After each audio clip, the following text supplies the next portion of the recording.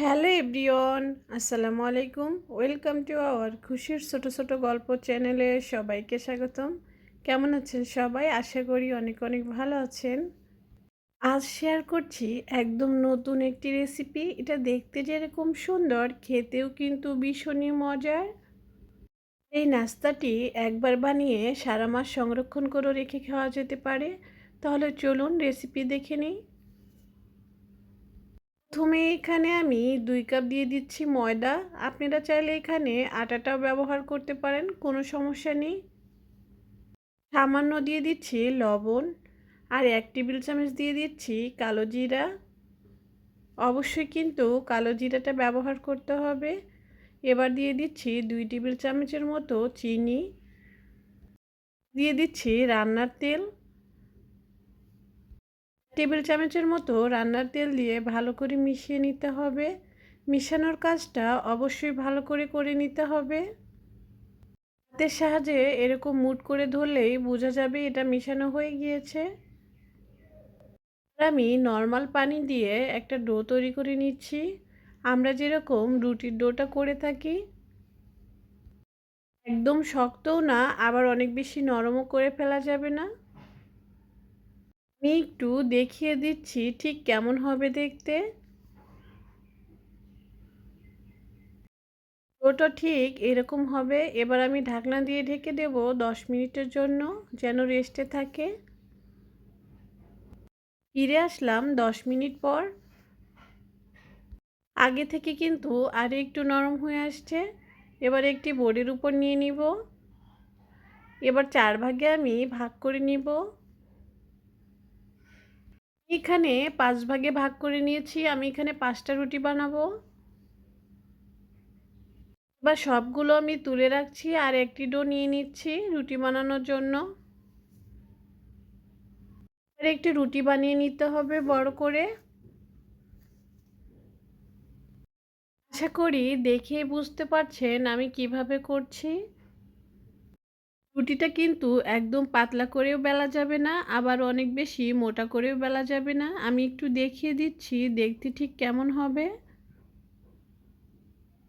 তো রুটিটা আমার বেলা হয়ে গিয়েছে। এবার আমি 4 ভাগে ভাগ করে নিচ্ছি প্রথমে। এটা দেখে বুঝে নিতে হবে আমি কিভাবে করছি। একদমই সহজ। আর আমি ছোট ছোট টুকরো করে নিচ্ছি। সেগুলি যদি আপনারা বড় করতে চান সেক্ষেত্রে বড় করে রাখবেন, আর যদি ছোট করতে চান তাহলে অবশ্যই বেশি করে কেটে নিতে হবে। একটি পিঠে আমি দেখিয়ে দিচ্ছি কিভাবে বানাতে হবে, একদমই সহজ। এবার ঘুরিয়ে ঘুরিয়ে নিলেই হয়ে যাবে। সামান্য একটু মাথায় পানি লাগিয়ে নিয়েছি যেন খুলে না আসে ভাজার সময়। মাথায় আরেকটু আমি পানি লাগিয়ে নিচ্ছি যেন ভাজার সময় আবার খুলে না যায়। দেখুন মাশাআল্লাহ কতটা সুন্দর হয়েছে দেখতে। আমি আরেকটি বানিয়ে দেখাচ্ছি কিভাবে বানাচ্ছি।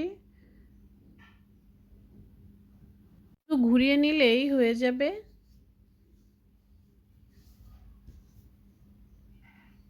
একইভাবে সবগুলো পিঠা আমি বানিয়ে নিব। এই তো সবগুলো পিঠা আমার বানানো হয়ে গিয়েছে। এবার ভাজতে চলে যাচ্ছি আমি। ভাজার জন্য এখানে একটি প্যান বসিয়ে দিয়েছি আর দিয়ে দিচ্ছি একটু বেশি পরিমাণ তেল। হালকা গরম হয়ে আসলেই নাস্তাগুলো দিয়ে দিতে হবে। 6 থেকে 7 মিনিট ধরে এই নাস্তাগুলো ভেজে নিতে হবে। এটা ভাজার সময় একটু বেশি সময় লাগে। হালকা করে একটু নেড়ে চেড়ে দিচ্ছি যেন একটার সাথে একটা লেগে না যায়। আর ভালো করে আমি ভেজে নিব গোল্ডেন করে। আপনারা যে যেরকম কালারটা দেখতে পছন্দ করেন সে অনুযায়ী করে নিতে পারেন। বন্ধুরা, যদি আমার ভিডিও ভালো লাগে তাহলে প্লিজ আমার চ্যানেলটাকে সাবস্ক্রাইব করে দিবেন, আমার পাশে থাকবেন। অবশ্যই কিন্তু বন্ধুদের সাথে শেয়ার করতে ভুলবেন না। কে কে বাসায় ট্রাই করেছেন অবশ্যই কিন্তু কমেন্টে জানাবেন। এই তো নাস্তাগুলো আমার ভাজা হয়ে গিয়েছে। এবার আমি তুলে নিচ্ছি। একই প্যান আমি ধুয়ে নিয়েছি, দিয়ে দিচ্ছি হাফ কাপ চিনি। সামান্য একটু পানি দিয়ে দিলাম। আপনারা চাইলে এমনিতেও খেতে পারেন। আমি একটু শিরায় গড়িয়ে নিচ্ছি, তাহলে দেখতেও ভালো লাগবে আর খেতেও ভালো লাগবে। আর সব থেকে বড় কথা, আমি একটু কালার দিয়ে দিচ্ছি যেন পিঠাটার কালারটা অনেক বেশি সুন্দর আসে। যাদের কাছে কালার নেই তাহলে দেওয়ার কোনোই দরকার নেই। 2 থেকে 3 মিনিট ভালো করে ফুটিয়ে নিচ্ছি আমি। একটু দেখে নিচ্ছি এটা কতটা ঘন হয়েছে। এবার আমি নাস্তাগুলো দিয়ে দিব। চুলাটা কিন্তু আমি অফ করে দিয়েছি, দিয়ে একটু নেড়ে চেড়েই নাস্তাগুলো দিয়ে দিলেই হবে। নাস্তাগুলো দিয়েই নাড়াচাড়া করতে হবে, নাড়াচাড়া করেই তুলে নিতে হবে। শিরার মধ্যে কিন্তু ডুবিয়ে রাখা যাবে না, তাহলে কি হবে, নাস্তাগুলো নরম হয়ে যাবে। এবার আমি তুলে নিচ্ছি। কোন কালারটা মাশাআল্লাহ কতটা সুন্দর হয়েছে।